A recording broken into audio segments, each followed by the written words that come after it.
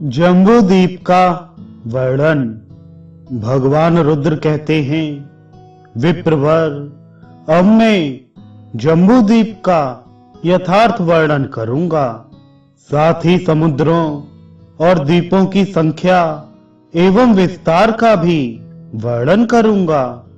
उन सब द्वीपों में जितने वर्ष और नदियां हैं उनका तथा पृथ्वी आदि के विस्तार का प्रमाण, सूर्य एवं चंद्रमा की पृथक गतियां, सातों द्वीपों के भीतर वर्तमान हजारों छोटे द्वीपों के नाम रूप का वर्णन, जिनसे यह जगत व्याप्त है, उनकी पूरी संख्या बताने के लिए तो कोई भी समर्थ नहीं है।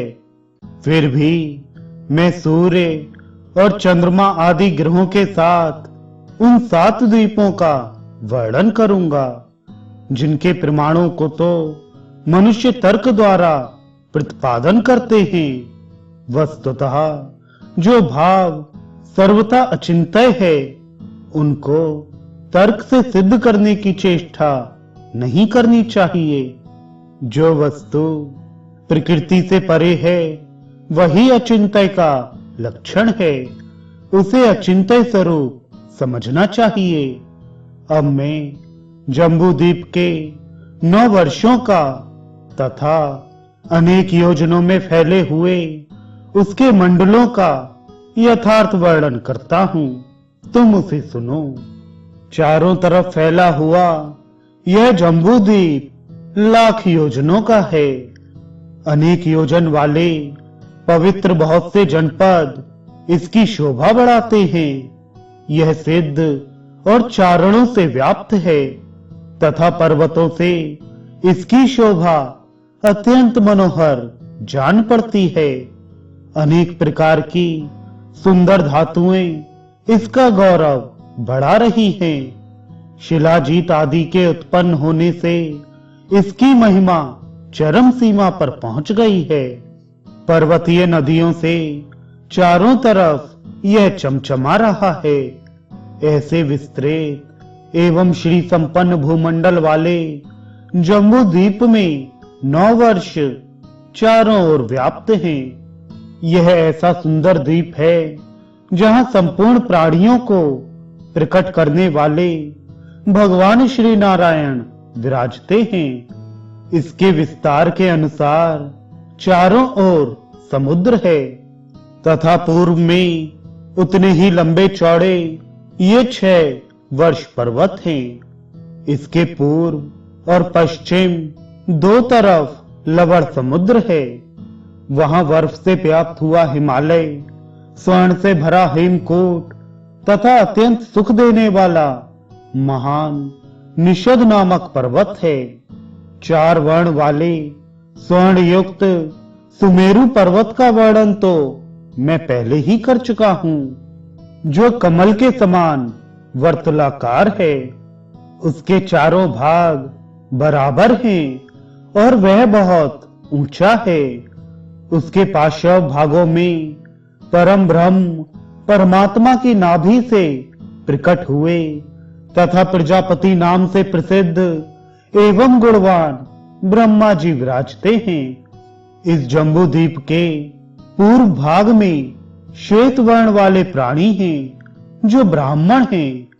जो दक्षिण की ओर पीत वर्ण हैं, उन्हें वैश्य माना जाता है। जो पश्चिम की ओर भृंगराज के पत्र की आभा वाले हैं, उनको शूद्र कहा गया है। इस सुमेरु पर्वत के उत्तर भाग में संचय करने के इच्छुक जो प्राणी हैं तथा जिनका वर्ण लाल है, उन्हें क्षत्रिय की संज्ञा प्राप्त हुई है। इस प्रकार वर्णों की बात कही जाती है। स्वभाव, वर्ण और परमाण से इसकी गोलाई का वर्णन हुआ है। इसका शिखर नीलम एवं वैदुर्य मणि के समान है। वह कहीं श्वेत, कहीं शुक्ल और कहीं पीले रंग का है। कहीं वह धतूरे के रंग के समान हरा है और कहीं मोर के पंख की भांति चितकबरा। इन सभी पर्वतों पर सिद्ध और चारणगण निवास करते हैं। इन पर्वतों के बीच में 9000 लंबा चौड़ा विषकंभ नाम का पर्वत कहा जाता है। इस महान सुमेरु पर्वत के मध्य भाग में इलाव्रत वर्ष है। इसी से उसका विस्तार चारों ओर फैला हुआ 1000 योजन माना जाता है। उसके मध्य में धूम रहित आग की भांति प्रकाशमान महामेरु है। सुमेरु के वेदी के दक्षिण का आधा भाग और उत्तर का आधा भाग महामेरु का स्थान माना जाता है। वहां जो ये 6 वर्ष हैं, उनकी वर्ष पर्वत की संज्ञा है। इन सभी वर्षों के आगे 1 योजन का अवकाश है। वर्षों की लंबाई चौड़ाई 2-2 हजार योजन की है। उन्हीं के परिमाण से जम्बूद्वीप का विस्तार कहा जाता है। 1-1 लाख योजन विस्तार वाले नील और निषद नाम के 2 पर्वत हैं। उनके अतिरिक्त श्वेत, हेमकुट, हिमवान और श्रृंगवान नामक पर्वत हैं। जम्बूद्वीप के प्रमाण से निषद पर्वत का वर्णन किया गया है। हेमकूट निषद से हीन है, वह उसके 12वें भाग के ही तुल्य है। वह हिमवान पर्वत पूर्व से पश्चिम तक फैला हुआ है।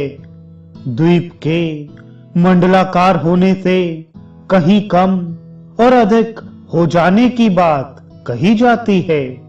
वर्षों और पर्वतों के प्रमाण जैसे दक्षिण के कहे जाते हैं, वैसे ही उत्तर में भी हैं। उनके मध्य में जो मनुष्यों की बस्तियां हैं, उनके नाम अनुवर्ष हैं।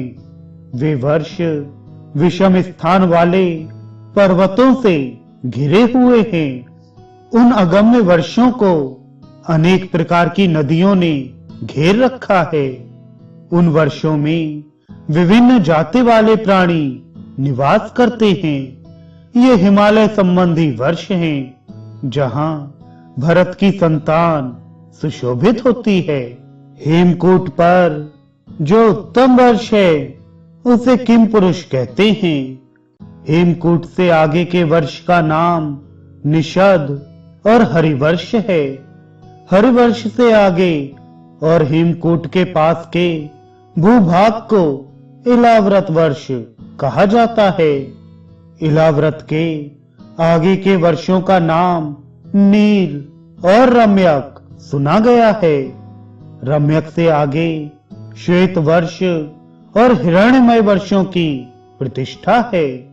हिरण्यमय वर्ष से आगे श्रृंगवंत और कुरुवर्षों का अवस्थान है। ये दोनों वर्ष धनुषाकार दक्षिण और उत्तर तक झुके हैं, ऐसा जानना चाहिए। इलाव्रत के चारों कोने बराबर हैं। यह प्रायः द्वीप के चतुर्थांश भाग में है। निषद की वेदी के आधे भाग को उत्तर कहा गया है। इनके दक्षिण और उत्तर दिशाओं में 3-3 वर्ष हैं। उन दोनों भागों के मध्य में मेरु पर्वत है। उसी को इलाव्रत वर्ष जानना चाहिए। प्रमाण में वह 34,000 योजन बताया गया है। उसके पश्चिम गंधमादन नाम का प्रसिद्ध पर्वत है। ऊंचाई और लंबाई चौड़ाई में प्रायः माल्यवान पर्वत से उसकी तुलना होती है। उक्त निषद और गंधमादन इन दोनों पर्वतों के मध्य भाग में स्वर्णमय मेरु पर्वत है। सुमेरु के चारों भागों में समुद्र की खाने हैं। इसके चारों कोण समान स्थिति में हैं।